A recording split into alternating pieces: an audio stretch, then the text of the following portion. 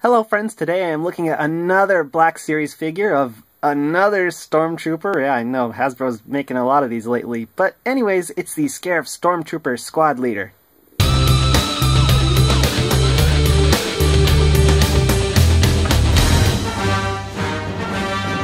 So the SCARIF Stormtroopers Squad Leader is of course just a slight design variant on the normal SCARIF Stormtrooper, and that is why Hasbro has reused the sculpt from their standard SCARIF Stormtrooper over here.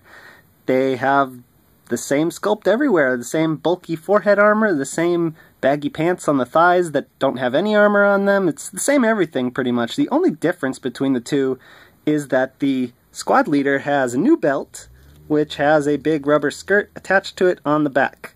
I'm not sure why a Squad Leader would need a rubber skirt protecting the back of his thighs from getting muddy or something, but that's what he's got. And speaking of mud, there are some slight differences with the paint applications. This guy's got a little more mud on his chest, but the paint applications for the mud on the shins are identical. The only real paint differences are this yellow thing here and this big blue stripe that goes across the top. The original SCARIF Stormtrooper didn't have that stuff, but he's pretty much identical, aside from that big blue stripe, a little mud on the chest, and this little yellow box thing.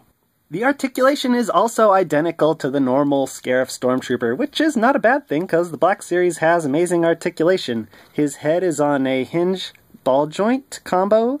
It gets a great motion, great range, whatever you want to call it. You can go back and forth a little bit even.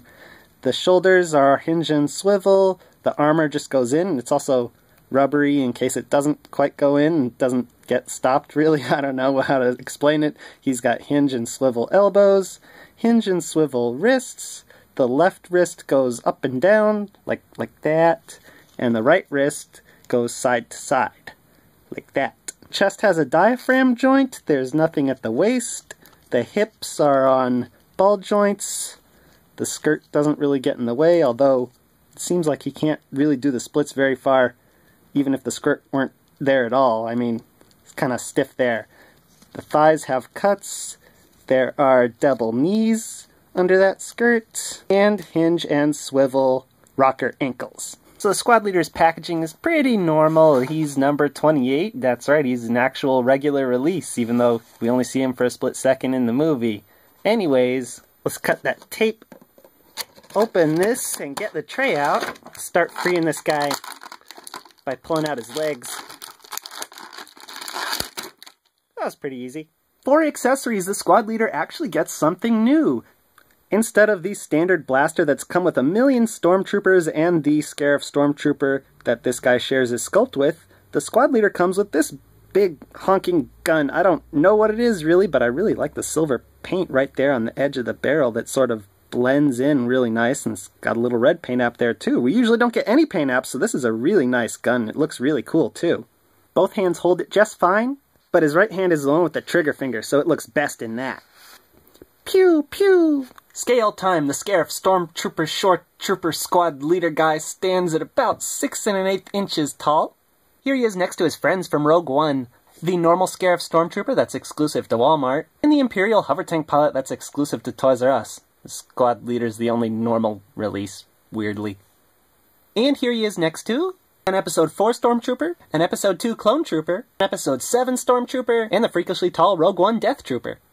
And as always, a comparison with my 6-inch Marvel and DC Batman Spider-Man figures. So the Squad Leader is a decent figure. There's certainly nothing bad about him. It's just a lot like the Imperial Hover Tank Pilot.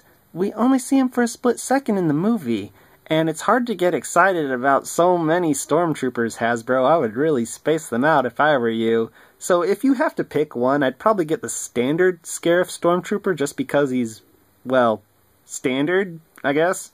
But if you're looking to collect a bunch of Stormtrooper variants, you can certainly do a lot worse than this guy. Well, I guess that's it, friends. Until next time, peace out, YouTube.